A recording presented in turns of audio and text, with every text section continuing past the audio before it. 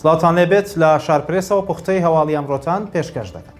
بریکاری وەزارەتی دارایی عێراق ڕایگەیاند زانیاری تەواو لەسەر جێبەجێکردنی یاسای بودجە بە سەرۆک وەزیران نەدراوە. مەسعود حەیدەر بریکاری وەزارەتی دارایی عێراق لە کۆنگرێکی ڕۆژنامەوانیدا ڕایگەیاند ئەو شرۆڤانەی وەزارەتی دارایی عێراق کردوویەتی بۆ یاسای بودجە دروست نییە.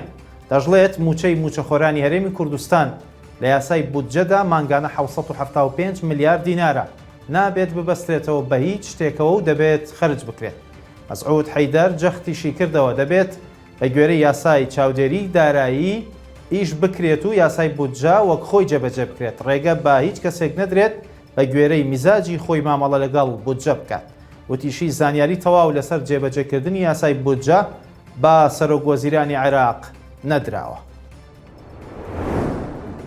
وەزیری ئاوادانکردنەوەی حکوومەتی هەرێم ڕایگەیاند پرۆژەی هێڵی یاسنین هەنگاوێکی گەورەی بڕیوە و زیاتر لە 4 میلیارد دۆلاری پێویستە بۆ جێبەجێکردن. لە کۆنگرێکی ڕۆژنامەوانیدا دانا عەبدولکەریم وەزیری ئاوادانکردنەوەی حکوومەتی هەرێمی کوردستان ڕایگەیاند ئەمڕۆ بەهای ئابووری پرۆژەی هێڵی یاسنین تەواو کراوە و زیاتر لە 4 میلیارد دۆلاریشی پێویستە بۆ جێبەجێکردن.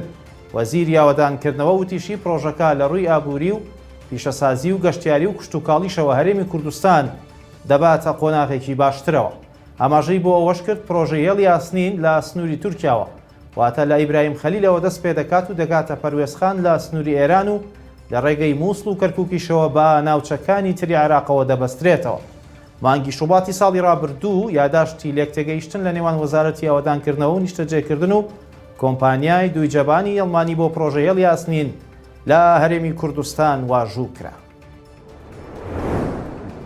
جێگری سەرۆکی پەرلەمانی عێراق ڕایگەیاند بۆ چارەسەری کێشەی موچەی فەرمانبەرانی هەرێم تا کۆتایی ئەم هەفتەیە دەوەستن و ڕێکاری تر دەگرنە بەر.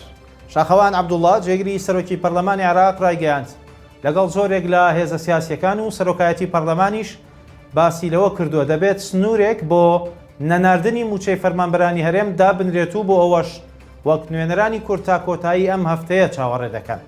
شاخەوان عەبدوڵڵا و تووشێتی هەموو ئەو ڕێکارانەی پێویستە لەسەرمان دەیگرینە بەر و سەرجەم بژاردەکان لە بەردەم نوێنەرانی خەڵکی کوردستان کراوەیە و تووشێتی لەبارەی ئاساییکردنەوەی دۆخی کەرکووکەوە چەندین کۆبوونەوەیان کردووە کە لە دوایین کۆبوونەوەیاندا ژمارەیەک بڕیاری گرنگ دەرکراوە.